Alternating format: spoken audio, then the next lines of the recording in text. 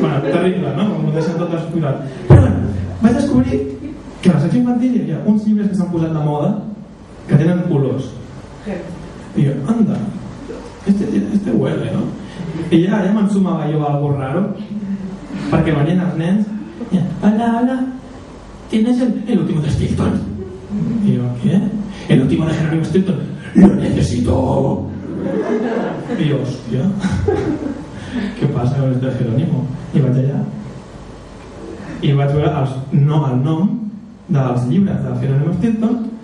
Primer viaje al reino de la fantasía, segundo viaje al reino de la fantasía, segundo, tercero, cuarto, quinto, creo que iban para el sexto. Y yo, coño, los niños de hoy en día. Però no només la marxada de Stilton, també vaig descobrir que també hi ha el Wattpad i també descobrir que hi ha llibres d'olors del Bob Esponja, que seria més com l'Speed. Només cal veure la sèrie. Que va venir un nen i em va dir, quiero el Wattpad, el Bob Esponja y el Jerónimo Stilton. Digo, pero si esto es demasiado para ti. Yo me meto toda. M'ha quedat un era. En fi.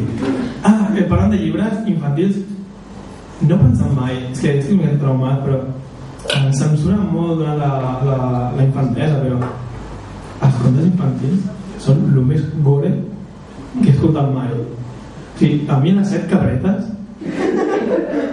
o sigui, us explicaré el conte per tal com és. Un llop es vol menjar unes cabres, aconsegueix menjar-se 6. O sigui, es menja guai. Ve la mare i la filla i van a trobar el llop que està dormint, li obren la panxa, li treuen les 6 cabretes vives, però no contenten això, li foten pedres a dins de la panxa, li cusen la panxa al llop i a sobre el tiren un pou perquè s'ofegui, que el Capone, tio.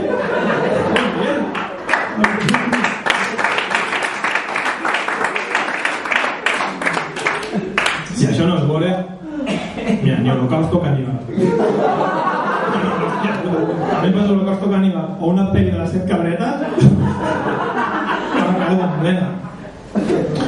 Bé, aquesta seria l'altra empresa per la qual em sento profundament indignat. I amb el meu historial, Renfe, Círculo de Lectores, i què serà el següent? Àrbitro, abogado, funcionari.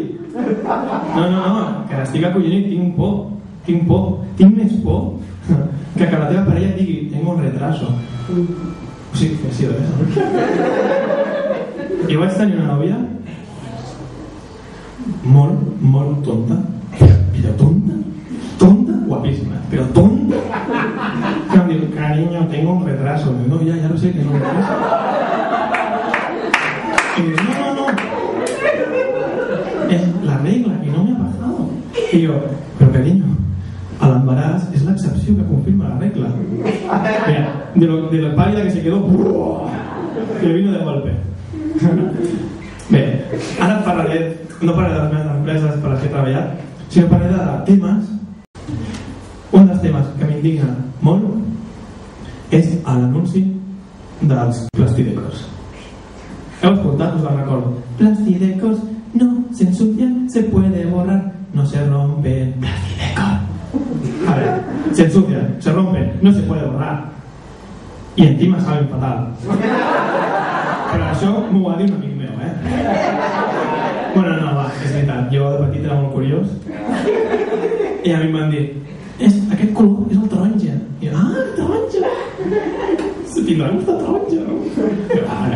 Me la vaig fotre, però no sabia nada. I bueno, provaré el vermell, a ver si sabe a fresa. Malmés, nena, res. Ni el marrón a chocolate, ni nada. Ni nada. O sigui, què passa? Que aquell dia vas cagar un arcoiris, això sí. Molt maco. A veure quines coses m'indignen també profundament. Hi ha una situació social que no puc suportar. I vemos al cuento amb el tema de l'aniversari del Marc. Quan es canta el feliç aniversari, hi ha una situació que es produeix un silenci, una tensió. Et desitgem, aquí tothom diu tots, el nom de la persona. Et desitgem tot. És un moment molt patètic, molt trist. Ens hauríem de reunir tots a l'assemblea i dir, a veure, el nombre o todos.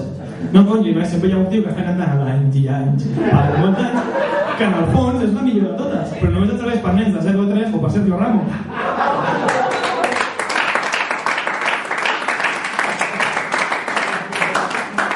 Els fruitis. La puñetera serie de los fruitis. ¿Qué coño pinta un cactus?